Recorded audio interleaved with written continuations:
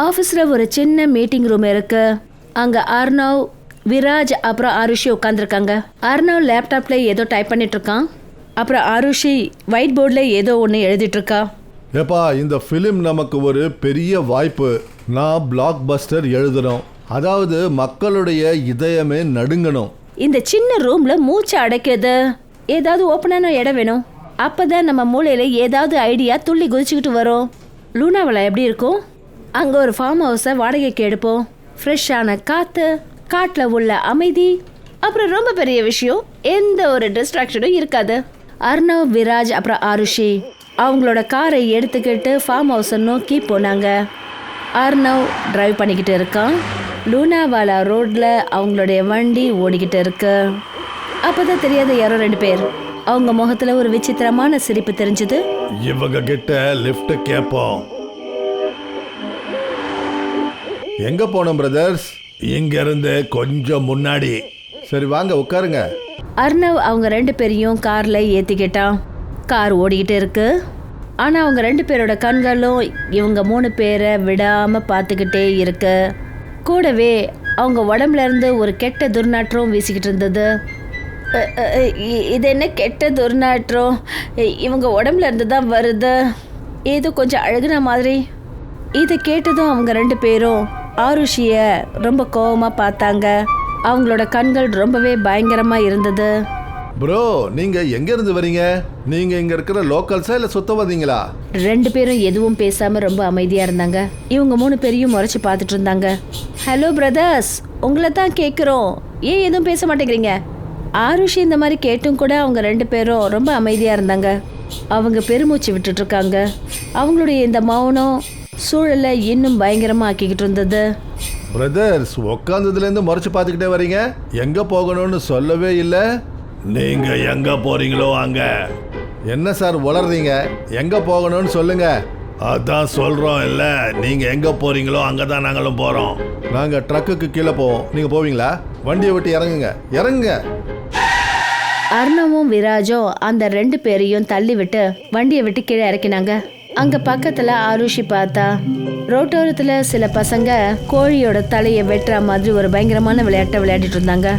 ஏதோ ஒரு பயங்கரமான சடங்க போல. இந்த பசங்க என்னது இது, இப்படி ஒரு பயங்கரமான விளையாட்டை விளையாடுறாங்க? இந்த கிராமம் ரொம்பவே விசித்திரமா இருக்கு. இங்க ஏதோ ஒரு பிரச்சனை இருக்கு. அந்த 2 பேரையும் இறக்குனதுக்கு அப்புறம் அந்த வண்டி இன்னும் கொஞ்சம் தூரம் போச்சு. அப்புறம் திடீர்னு ரிப்பேர் ஆயிடுச்சு. காற்றுல ஒரு பயங்கரமான அமைதி தெரிஞ்சது. இப்போ இந்த வண்டிக்கு என்னாச்சு? இன்ஜின்ல ஏதோ ப்ராப்ளம்னு நினைக்கிறேன். 3 பேரும் வண்டியை விட்டு இறங்கி அதை சரி பண்றதுக்கு முயற்சி பண்றாங்க. அப்பதான் ஆருஷியோட பார்வை அந்த 2 அந்நியர்கள் மேல பட்டுச்சு. இவங்க காரை விட்டு இறக்கினாங்களே, அவங்க தூரத்துல நின்னுக்கிட்டு அவங்க இவங்கள முறைச்சுக்கிட்டே இருக்காங்க. அவங்களுடைய கண்கள்ல ஒரு பயங்கரமான வெளிச்சம் தெரிஞ்சது. அங்க பாருங்க, அவங்க 2 பேரும் இங்கேயே நிக்கிறாங்க. கண்டிப்பா இது அவங்க 2 பேரோட வேலையா தான் இருக்கும். அர்ணவ் அவங்க 2 பேரையும் கிட்ட கூப்பிட்டான். அங்க நின்னுகிட்டு என்ன முறைச்சு பாக்குறீங்க? உங்களுக்கு என்ன வேணும் சொல்லுங்க. இங்க ஏதாவது கேரேஜ் இருந்தா சொல்லுங்க. இங்க எந்த ஒரு கேரேஜும் கிடையாது. அர்ணவும் விராஜும் சுத்தி பார்த்தாங்க. அங்க நூற்றுக்கணக்கான பழைய வண்டிங்க இருந்தது. அப்படியே துருப்பிடிச்சிருந்தது. இந்த இடத்துல ரிப்பேர் ஆன வண்டிங்க எல்லாம் துருப்பிடிச்சு போகிறதுக்காக விட்ட மாதிரி தெரிஞ்சது. இங்க என்ன இத்தனை வண்டிங்க இருக்கு? இங்க என்ன எல்லா வண்டிங்களும் ரிப்பேர் ஆயிடுமா? 2 அந்நியர்களும் அந்த கேள்விக்கு எந்த பதிலும் சொல்லல. ஒரு பயங்கரமான சிரிப்போட அமைதியா நின்றுட்டு இருந்தாங்க. சரி போகட்டும், விடுங்க. ஆன்லைன்ல செக் பண்ணி ஒரு நல்ல மெக்கானிக்கை வர வைப்போம். விராஜ் மெக்கானிக்கு கால் பண்ணா. இல்ல சார், நாங்க அந்த கிராமத்துக்கெல்லாம் எங்களால வர முடியாது. எதுக்கு வர முடியாது? அது சும்மாதான். மெக்கானிக் சொன்னதை கேட்டுட்டு அர்ணவ், விராஜ் அப்புறம் ஆருஷி ரொம்ப டென்ஷன் ஆயிட்டாங்க. அவங்க நினைச்சாங்க இந்த கிராமத்துல ஒரு பயங்கரமான ரகசியம் மறைஞ்சிருக்குன்னு. சரி விடுங்க, நாளைக்கு இந்த வண்டியை சரி பண்ணிக்குவோம். ஃபார்ம் ஹவுஸ் இங்கேருந்து பக்கத்துல தான் இருக்கு, நடந்தே போவோம். 3 பேரும் ஃபார்ம் ஹவுஸுக்கு நடந்தே போனாங்க. ஆனா அவங்களுக்கு பின்னாடி கண்ணுக்கு தெரியாத ஒரு நிழல் பின்தொடர்ந்து வந்துட்டு இருந்தது. பசுமையான வயல் அப்புறம் அடர்ந்த காட்டுக்குள்ள இருக்கிற இந்த ஃபார்ம் ஹவுஸ் பரபரப்பான சிட்டில இருந்து கொஞ்சம் தூரத்துல இருக்கு. ஆனா இதோட அமைதியில ஒரு ரகசியமான பயங்கரம் மறைஞ்சிருக்கு. இங்க ரொம்ப அமைதியா இருக்கு. மும்பையோட டிராஃபிக், சத்தம், கூச்சல் எல்லாம் மறந்தாச்சு. நாம, மழை, அப்புறம் இந்த காடு அது நானும் தான் பார்க்குறேன். ரைட்டராக இருக்கிற, கொஞ்சம் க்ரியேட்டிவாக சொல்ல. அப்பதான் ஆருஷியோட கவனம் ஜன்னல் மேலே பட்டுச்சு. துணியே இல்லாத 2 ஆட்கள் வெறும் அண்டர்வேர் மட்டும் போட்டிருக்காங்க. அவங்களுடைய முகத்துல ஒரு பயங்கரமான முகமுடி இருந்தது. அவங்க இவங்கள முறைச்சு பார்த்துட்டு இருக்காங்க. அவங்களுடைய கண்கள் ரத்த வெறியில செவந்து போன மாதிரி இருக்கு. அங்க பாருங்க, அந்த வித்தியாசமான 2 ஆட்கள் முகமூடி போட்டிருக்காங்க, நம்மளே முறைச்சு பார்த்துட்டு இருக்காங்க. அர்ணவும் விராஜும் அவங்கள பார்த்த உடனே அவங்க 2 பேரும் அங்கேருந்து ஓடினாங்க. அர்ணவும் விராஜும் வெளியில வந்தாங்க. ஆனா வெளியில யாருமே இல்லை. வெறும் காட்டோட அமைதி இருந்தது. அப்புறம் ஒரு பயங்கரமான காற்று இருந்தது. எனக்கு தெரிஞ்சு அது அவங்க 2 பேர் தான். முகமூடியை போட்டுக்கிட்டு அவங்க ஏன் இங்கே வரணும்? வேற யாரோ தான். சரி விடு, நம்ம இங்கேருந்து ஓடி போயிடுவோம். அர்ணவ் போய் கதவை மூடினா 3 பேரும் அங்கே உட்காந்து பேசிட்டு இருந்தாங்க. அப்போதான் யாரோ கதவை பயங்கரமாக தட்ட ஆரம்பிச்சாங்க. அர்ணவ் போய் கதவை திறந்து அங்கே பார்த்தான். அங்கே ஒரு லேடி நின்றுட்டு இருந்தா. அண்ணா, நீங்கள் என்னுடைய புருஷனை பார்த்தீங்களா? அவர் காட்டில் எங்கேயோ தொலைஞ்சு போயிட்டாரு. நேற்று காலையிலேருந்து அவரை காணலை. அர்ணவ் ஏதோ சொல்கிறதுக்கு வாய் திறந்தான். அப்போ அந்த லேடி திடீர்னு அந்த இருட்டான காட்டுக்குள்ளே மறைஞ்சிட்டா. அவளோட நிழல் மட்டும்தான் தெரிஞ்சது, ஏதோ ஒரு பேயோட நிழல் போல. அர்ணவ் உடனே கதவை மூடினா. நீ யாரு? எதுவும் சொல்லவும் இல்லை. ஆனால் திடீர்னு இருட்டில் மறைஞ்சிட்ட. யாராவது ஹைக்கராக இருக்கலாம்.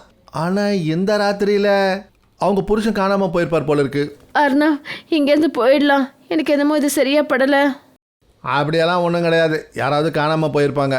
இங்கே பேசிகிட்டு இருந்தாங்க. அப்போ மறுபடியும் கதவை தட்டுற சத்தம் அங்கே கேட்டுச்சு. காற்றில் ஒரு பயங்கரமான சலசலப்பு பரவுச்சு. இருங்க, யாருன்னு நான் போய் பார்க்குறேன். விராஜ் கோவத்தில் போய் கதவை திறந்தான். அங்கே எதிர்க்க உயரமான பயங்கரமான ஒரு ஆள் நின்றுட்டு இருந்தான். அவனுடைய குரல் பயங்கரமாகவும் பயமாகவும் இருந்தது. அண்ணே, என் தங்கச்சி இங்கே இருக்கால, அதாவது அவள் காட்டுக்குள்ளே வந்தா, அவளை காணவே இல்லை. யாரும் இங்கே கிடையாது, இங்கேருந்து போயிடு. விராஜ் கோவத்தில் கதவை மூடினா. அப்போ தான் ஆருஷி ஃபோனில் ரெண்டல் ஆப்பை ஓப்பன் பண்ணினா. அப்புறம் ஃபார்ம் ஹவுஸோட பழைய ரிவ்யூவை படித்தா. இங்கே பாருங்களேன், இந்த ரிவ்யூவில் என்ன எழுதியிருக்குன்னு. ராத்திரியில் வித்தியாசமான விருந்தாளிங்க வருவாங்க, கொஞ்சம் ஜாக்கிரதையாக இருங்க. என்ன இது ரிவ்யூ இப்படி இருக்கு? மக்கள் எது வேணாலும் எழுதிடுறாங்க. ஒருவேளை இந்த இடம் சபிக்கப்பட்டதா இருக்கலாம். முதல்ல இங்கேருந்து நாம கிளம்பிடுவோம். ஆனால் வண்டி ரிப்பேர் ஆயிருக்க, எப்படி போக முடியும்? இதெல்லாம் போய் நம்புறிய? போய் படுங்க. அர்ணவ், விராஜ், ஆருஷி தூங்கிட்டு இருக்காங்க. அப்போதான் கதவை ஓங்கி ஓங்கி தட்டுற சத்தம் அவங்களுக்கு கேட்டுச்சு. 3 பேரோட தூக்கமும் கலைஞ்சது. அர்ணவ் பிப்போர்ல இருந்து பார்த்தான். அதில் 3-4 பேருங்க அவங்களுடைய முகத்தில் பயங்கரமான முகமூடி போட்டிருந்தாங்க. அவங்க அங்கே நின்றுட்டு இருக்காங்க. அவங்க கையில் கோடாரி, வாள், அப்புறம் ஈட்டி இருந்தது. என்னாச்சு? வெளியில யார் அது? 3-4 பேருங்க பெரிய பெரிய ஆயுதங்களோட முகமூடி போட்டுக்கிட்டு நிக்கிறாங்க. கதவை பயங்கரமா தட்டுற சத்தம் கேட்க ஆரம்பிச்சது. 3 பேரும் பயந்து போய் மூலையில ஒளிஞ்சிட்டு இருந்தாங்க. அப்பதான் அவங்க கோடாரி, கத்தி, ஈட்டியால கதவை உடைக்க ஆரம்பிச்சாங்க. கொஞ்ச நேரத்துல கதவும் உடைஞ்சி கீழே விழுந்தது. அந்த 4 ஆட்கள் வெறும் அண்டர்வேரோட முகத்துல பயங்கரமான முகமுடியை போட்டுக்கிட்டு அறைக்குள்ள நுழைஞ்சாங்க. ஐயோ, இவங்க ஆயுதங்களை வச்சிருக்காங்க, ஓடுங்க. 3 பேரும் அங்கேருந்து ஓடி ஸ்டோர் ரூம்ல மறைஞ்சுக்கிட்டாங்க. அப்புறம் வீட்டில் எரியிற விளக்கு எல்லாத்தையும் அணைச்சிட்டாங்க. ஓடும்போது ஆருஷிக்கு காலில் அடிபட்டுடுச்சு. அதனால காலில் ரத்தம் வந்துட்டு இருந்தது. அந்த 4 பேரும் முகத்தில் பயங்கரமான முகமுடிகளோட மொத்த வீட்லேயும் அவங்க 3 பேரை தேடிக்கிட்டு வந்தாங்க. அப்போதான் தரையில் ரத்தக்கரை அவங்களுக்கு தெரிஞ்சது. அந்த ரத்தத்துடைய ஃபாலோ பண்ணிக்கிட்டே அவங்க ஸ்டோர் ரூம் வரைக்கும் வந்துட்டாங்க. அர்ணவும் விராஜும் அங்கேருந்து ஓடிட்டாங்க. ஆனால் காயம் ஏற்பட்டதுனால ஆருஷியால ஓட முடியல. அவங்க 4 பேரும் அவளை தாக்கினாங்க. அவளோட உயிரை எடுத்துட்டாங்க. அர்ணவும் விராஜும் பேஸ்மெண்ட்டில் போய் ஒளிஞ்சிக்கிட்டாங்க. அங்கே அவங்க ஒரு பயங்கரமான பெரிய சிலையை பார்த்தாங்க. அது எப்படி இருந்ததுன்னா, ஏதோ அது ஒரு சைத்தான் சிலை மாதிரி இருந்தது. இது யாரோட சிலை? அர்ணவோட காலில் ரத்தம் பட்டுச்சு. கீழே இந்த ரத்தம் எங்கேருந்து வருது? 2 பேரும் பார்த்தா ஆருஷியோட பணம் அங்கே இருந்தது. அவளோட தலை வெட்டப்பட்டிருந்தது. உடம்புல இருந்து ரத்தம் ஓடிக்கிட்டு இருக்கு. அவளை பலி கொடுத்த மாதிரி இருந்தது. இதை பார்த்துட்டு விராஜ் கத்த ஆரம்பிச்சான். விராஜோட சத்தத்தை கேட்டு அந்த 4 பேரும் பேஸ்மெண்ட்டை நோக்கி ஓடி வந்தாங்க. அர்ணவும் விராஜும் பேஸ்மெண்ட்ல மறைஞ்சுக்கிறதுக்கு ரொம்பவே முயற்சி பண்ணாங்க. ஆனா விராஜ் மாட்டிக்கிட்டான். ஆனா அர்ணவ் அங்கேருந்து எப்படியோ தப்பிச்சு ஓடினான். விராஜை பார்த்ததும் அவங்க 4 பேரும் அவனை தாக்கினாங்க. அப்புறம் அந்த சைத்தான் சிலைக்கு முன்னாடி அவனை பலி கொடுத்தாங்க. அர்ணவ் அவங்க கிட்ட இருந்து தப்பிச்சு பேஸ்மெண்ட்ல இருந்து படிக்கட்டுக்கு அடியில போய் மறைஞ்சுக்கிட்டான். அந்த 4 நேக்கட் மனிதர்களும் அந்த ஃபார்ம் ஹவுஸ்ல அர்ணவை தேடிக்கிட்டு இருந்தாங்க. ஆனா அவங்க கையில அவன் மாட்டல. அவன் படிக்கட்டுக்கு கீழே ஒளிஞ்சிட்டு இருந்தான்.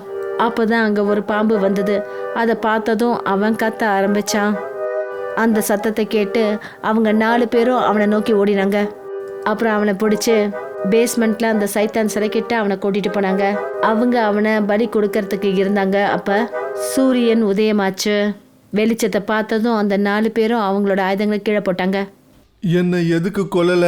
நீங்கெல்லாம் யாரு? அவங்க முகமுடிய அவத்தாங்க. அவங்க கண்ணெல்லாம் செவந்து போயிருந்தது. ஏதோ ரத்தத்தால நிறைஞ்சது போல இருந்தது. அர்ணவ் அவங்க 4 பேர்ல 2 பேரை தெரிஞ்சுக்கிட்டான். இவங்க தான் அந்த 2 அந்நியர்கள். இவங்களுக்கு தான் அவன் லிஃப்ட் கொடுத்திருந்தான். அட, நீங்க தானே அவங்க. நான் உங்களுக்கு தானே லிஃப்ட் கொடுத்தேன். அப்புறம் எதுக்காக என்னுடைய நண்பர்களை நீங்க கொன்னீங்க? சூரியன் மட்டும் உதிக்காம இருந்திருந்தா நீயும் தப்பிச்சிருந்திருக்க மாட்ட. நீங்கெல்லாம் யாரு? நாங்க கட்டேரியா பரம்பரைக்கு சேர்ந்தவங்க. பழைய பங்களாவுக்கு வாரிசுங்க. எங்க முன்னோர்களோட சாபம் இது. ஒவ்வொரு ராத்திரியும் நாங்க பலி கொடுக்க வேண்டியதா இருக்கு. இல்லைன்னா அவங்க ஆத்மா எங்களை கஷ்டப்படுத்திக்கிட்டு இருக்கு. அதனால தான் நாங்க இந்த ஃபார்ம் ஹவுஸை ரெண்டல் வெப்சைட்ல வாடகைக்கு கொடுக்குறோம். ரெண்ட்டுக்கு யார் இங்க வராங்களோ அவங்கள நாங்க பலி கொடுப்போம். ஆனா ராத்திரி முழுக்க அவங்க எங்க பார்வையில இருந்து தப்பிச்சுட்டு உயிரோடு இருந்தாங்கன்னா, அதாவது நீ தப்பிச்சா மாதிரி, அவங்கள எங்க பரம்பரையோட நாங்க சேர்த்துக்குவோம். இன்னையிலிருந்து நீ கட்டேரியா குடும்பத்துக்கு சேர்ந்த ஆளு. நான் வீட்டுக்கு போகணும். இனிமே நீ வீட்டுக்கு போக முடியாது. ஒன்னு இங்க இருக்கிறதுக்கு தயாராயிடு, இல்லைன்னா சாகறதுக்கு தயாராயிடு. அர்ணவ் அங்க இருக்கிறதுக்கு சம்மதிச்சான். அவனுக்கு விசேஷமான மந்திரங்கள் அப்புறம் பயங்கரமான சடங்குகள் மூலமா கட்டேரியா பரம்பரையோட ஒரு ஆளா அவனை மாத்தினாங்க. அவனையும் நேக்கடா விட்டாங்க. ஒரு மாஸ்க் அவனுக்கு போட்டாங்க. இப்ப அவனுக்கு புரிஞ்சிருச்சு இத்தனை காருங்க எப்படி இங்க வந்ததுன்னு. ஏன்னா இங்க வரவங்க திரும்பி வீட்டுக்கு போறதே கிடையாது.